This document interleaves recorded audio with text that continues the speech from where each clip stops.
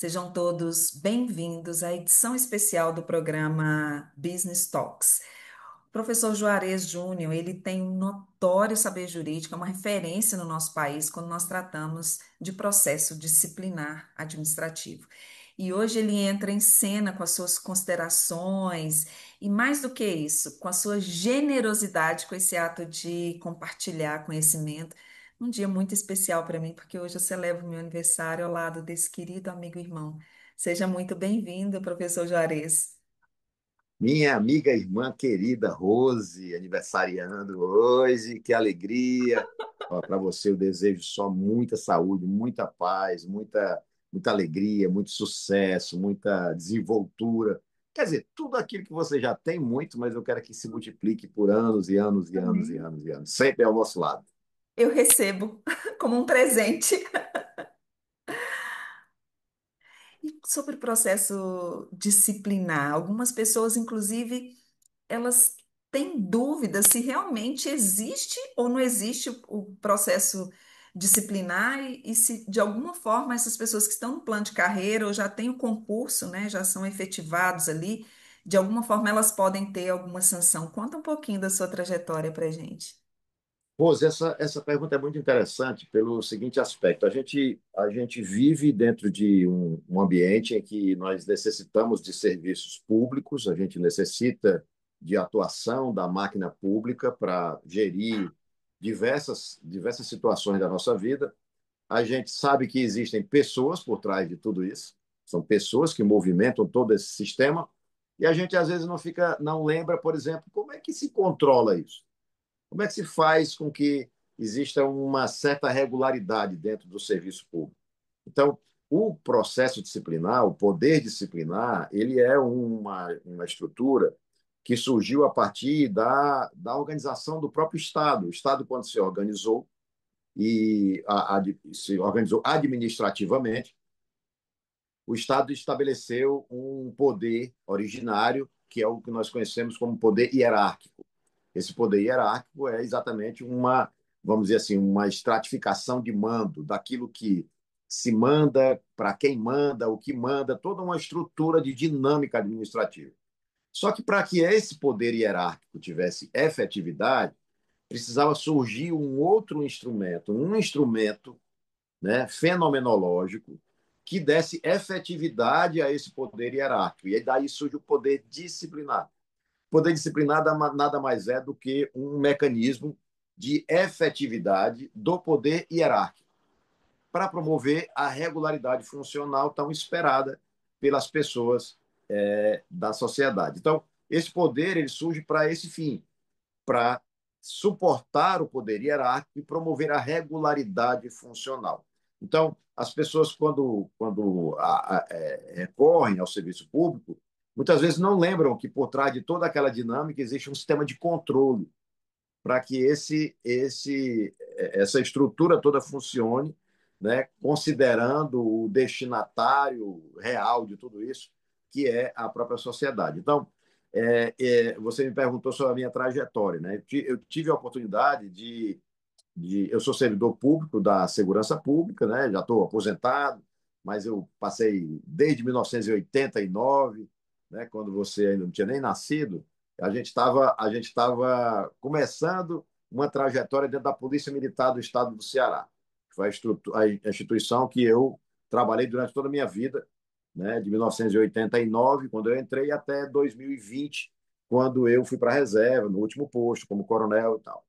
Mas aí eu tive a oportunidade, durante esse período todo, de trabalhar da metade da minha carreira para o final em atividades ligadas a controle e à formação do serviço público, né, da área da segurança pública. Então foi ali que eu encontrei esse universo, foi ali que eu me apaixonei por esse universo do controle disciplinar da administração pública, e é lá que eu desenvolvo meus estudos, as minhas pesquisas, né, as minhas palestras, você que, né, já me deu a honra várias vezes de estar junto nas palestras aí aqui no Brasil, fora, lá na Europa, né? Sentar na primeira fila para te aplaudir.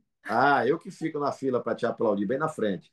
Mas começou por aí, né? E aí vai desenvolvendo, a gente vai trabalhando, vai vendo outras situações, vai vendo situações que precisam de respostas que não estão previstas em nenhum material doutrinário, e às vezes até nem na jurisprudência, mas são casos fenomenológicos que ocorrem dentro da administração pública que a gente precisa ter um alerta para que as coisas não evoluam para um descontrole da administração pública, que é algo tão importante para a sociedade. Concordo plenamente. Nós temos, de uma forma diferente, quando nós falamos de transparência, integridade, nós temos também essa preocupação, principalmente com as grandes organizações, que são as empresas que ofertam, por exemplo, ações na Bolsa de Valores, né? Então, tem eixos que acabam comunicando também com o processo disciplinar, quando a gente trata, por exemplo, dos crimes ou da cultura anticorrupção, quando esse agente privado, essa empresa, ela tem uma interlocução com o agente público. Isso faz sentido para você? Tem processo disciplinar com esse olhar? Claro, na verdade, nada disso ocorre de forma isolada, né? Todas essas estruturas elas se comunicam, como você bem falou. Então, quando você tem uma estrutura corporativa, por exemplo, que ela tem deficiências, tem lacunas dentro do seu sistema de controle, né? De todo o seu sistema de controle, em algum momento essas lacunas dentro das corporações privadas, ela vai trazer algum reflexo dentro do serviço público, porque há interações, o serviço público ele existe para produzir, para oferecer serviços, atenção e execução de políticas públicas, mas a maioria desses trabalhos é feito por estruturas corporativas, privadas, elas que fazem no chamamento pelo serviço público. Então, é preciso que os mecanismos de controle existam não só dentro da administração pública, mas existem também dentro dessas corporações, porque elas trabalham em conjunto. Tudo isso está dentro de um sistema de atenção pública, né? Acaba sendo um sistema de atenção pública de um jeito ou de outro. Então, eu acho extremamente importante a preocupação que existe com compliance, com toda essa estrutura de controle que existe dentro das empresas privadas, dentro das corporações, porque em nenhum momento o serviço público fica apartado disso. Isso. Ele está sempre em interlocução o tempo todo. Você percebe que os grandes escândalos que a gente encontrou dentro de grandes corporações tem sempre o serviço público envolvido. É. Então, são lacunas dentro dessas corporações, lacunas dentro do serviço público que precisam ser urgentemente cuidadas para que a gente tenha uma regularidade aceitável dentro de cada um desses ambientes e dentro desses ambientes quando eles trabalham conjuntamente. Concordo plenamente, concordo plenamente. A própria lei de licitações, quando ela passou por essa estrutura de reforma também, ela revisitou muitos dispositivos, ela veio também muito moderna. Agora, para as pessoas entenderem, aqueles que são empresários, empreendedores ou investidores que não estão na nossa área jurídica, você poderia citar um pouco assim de mão na massa, de cases, o que que seria esse processo disciplinar? Quando acontece esse processo disciplinar? Bom, o processo disciplinar ocorre pela seguinte razão. Quando nós somos, eu costumo dizer muito isso para os meus alunos, com relação ao surgimento dessa possibilidade do poder disciplinar atuar. Quando o indivíduo completa a sua maioridade, ele adquire capacidade penal e civil, ele já recebe naturalmente, por decorrência da sua própria existência dentro dessa sociedade, ele recebe já uma responsabilidade civil e uma responsabilidade penal pelos seus atos, né, praticados em cada uma dessas áreas. Mas quando ele faz um concurso público e ele é nomeado e aceita essa nomeação através da posse, surge ali uma terceira responsabilidade, que é a responsabilidade disciplinar. Então, essa responsabilidade disciplinar faz com que o indivíduo, em conjunto com essas outras duas responsabilidades que ele já carregava nos seus ombros, ele possa ter que responder perante essas três esferas punitivas pela prática de uma única conduta, né?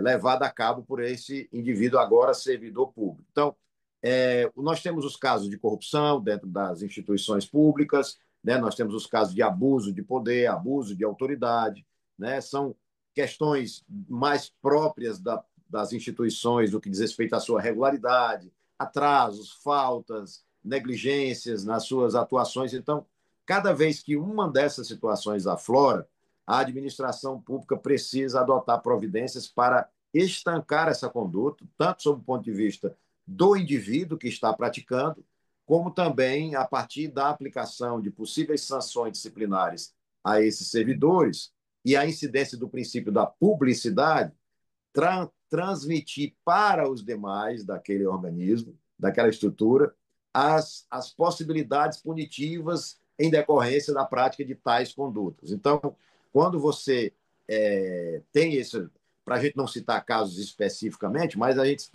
falar de uma forma mais geral, mas trazendo assim um pouco para o particular. Cada vez que o indivíduo pratica uma conduta de aparente interesse disciplinar que macula a regularidade funcional e ele é chamado à responsabilidade, existe uma possibilidade pedagógica na aplicação da sanção de uma mudança comportamental daquele indivíduo, né, a partir do recebimento daquela punição, mas também existe a possibilidade de um recado pedagógico para toda a instituição, né, a partir do conhecimento do que é que pode acontecer quando você foge dos trilhos da regularidade e a administração pública precisa aplicar uma sanção disciplinar a esse indivíduo. Então, toda essa lógica de controle, ela tem uma única objetividade, que é promover a regularidade funcional da atividade pública, né? E isso só é obtido através dos mecanismos de controle. Esses mecanismos de controle são, basicamente assim, para a gente não ter que esticar muito a fala aqui agora, só no momento mais específico, mas para você ter ideia, existem dois mecanismos de controle muito interessantes dentro da administração pública: os mecanismos de controle preventivos e os mecanismos de controle repressivos. E eu sempre digo que os mecanismos de controle repressivo, eles só são utilizados quando a gente evidencia uma falha administrativa na execução dos mecanismos preventivos. Quando a prevenção não funciona, ou então ela é negligente, ou ela é insuficiente, ou ela é inadequada, ou ela não existe, essa prevenção não existe, aí nos sobra a possibilidade de resolver a questão através dos mecanismos repressivos. Então, eu sempre digo que uma corregedoria que pune muito não é uma supercorregedoria, é uma corregedoria de uma instituição que não trabalha bem a prevenção. É. Se ela trabalhasse bem a prevenção, a corregedoria dela praticamente não fazia nada, E, ou faria muito pouco. eu vim buscando essa sua afirmação com tanta sabedoria. Você falou de algo muito importante, porque naquele momento em que as pessoas não estão visualizando, onde não tem câmera, onde não tem monitoramento, né? Prevalece primeiro os nossos princípios, os nossos valores, a ética, a própria integridade, e isso também acontece dentro das empresas, né? Qual que é aquele momento que nós estamos entrando em cena? E na nossa área jurídica, você também está nessa área, as pessoas às vezes andam na contramão em pensar que a lide, o contencioso, ela vai resolver o problema no caso concreto. Quando na realidade o que resolve o problema no caso concreto é o consultivo e o preventivo. Então, se Exato. você previne determinadas ações, se você faz uma análise e gestão de risco, você foi um grande gestor, né? Isso está no seu DNA, na sua essência. Você também conduziu os trabalhos da academia. A própria formação na academia é um formato também preventivo, né? Então, esse preventivo, esse consultivo dentro do compliance nas empresas, ele vem como um sistema robusto para evitar danos maiores, que dependendo da sanção, que as empresas também passam por sanções, né? Elas respondem por isso, quando age, inclusive, dentro dessa estrutura criminal, né? Dentro da área penal, ela pode levar um sistema tão robusto e negativo em relação à sua estrutura que ela passa um momento de crise, ela pode falir e fechar suas portas. Então, veja bem, não é economia, de alguma forma, esperar o problema vir. É o preventivo e o consultivo.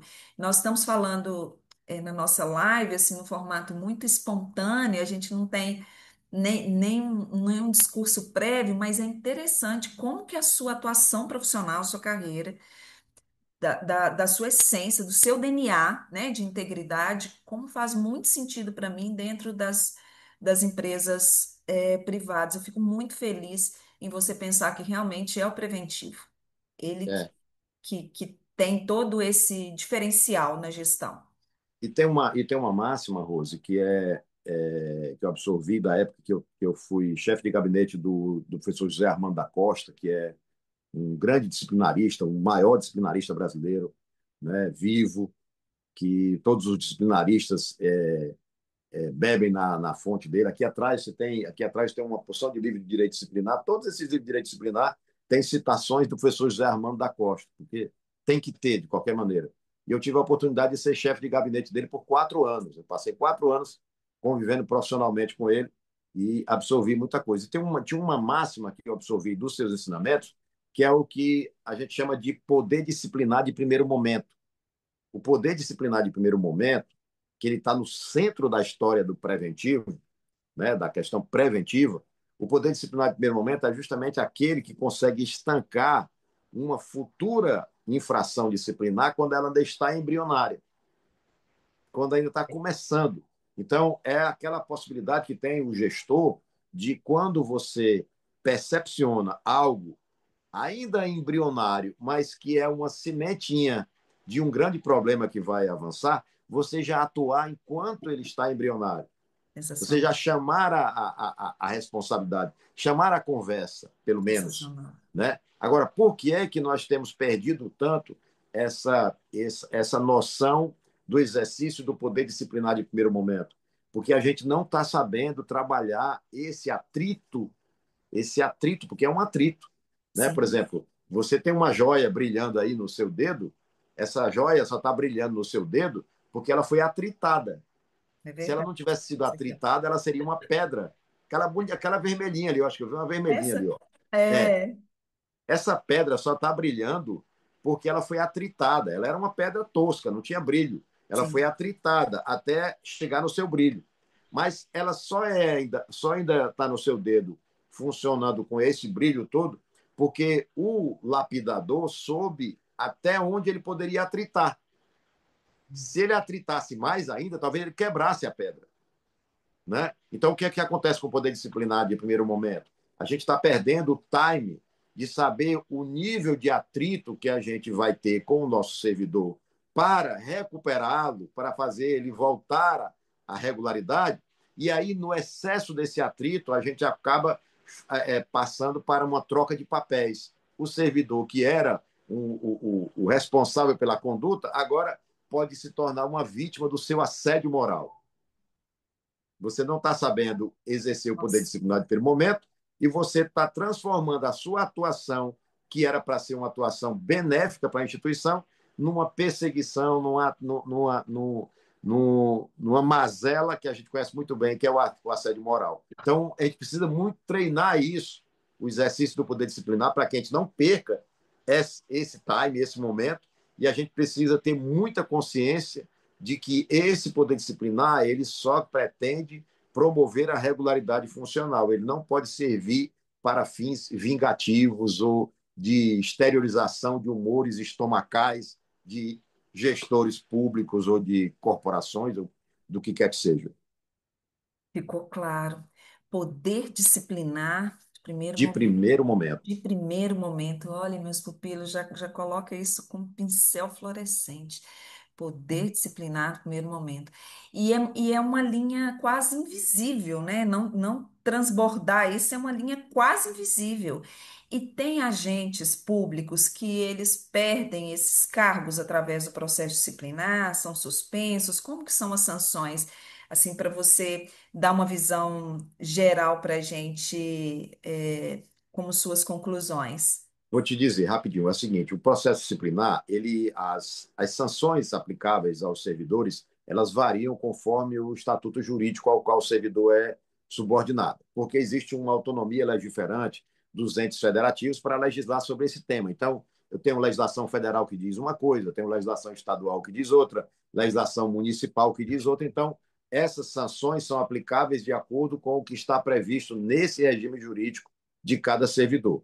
Lembrando que a aplicação das sanções disciplinares tem uma vinculação direta à legalidade, tá? É uma legalidade estrita. Não se pode inventar uma sanção. A sanção só pode ser aplicada àquela que está prevista na norma. Então, elas variam desde das meramente morais, como a repreensão, a advertência, aí vai a suspensão da atividade, né?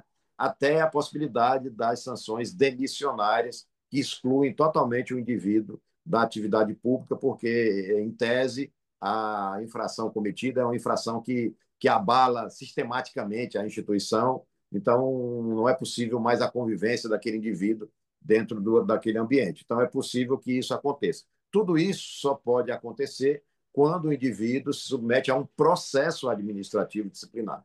Esse processo administrativo disciplinar é o único instrumento que autoriza legitimamente o gestor a aplicar uma dessas sanções. O resultado desse processo. Não é possível aplicar nenhum tipo de sanção a servidor público sem a precedência de um devido processo legal, constitucional, com todas as garantias que são próprias do indivíduo que integra a nossa sociedade.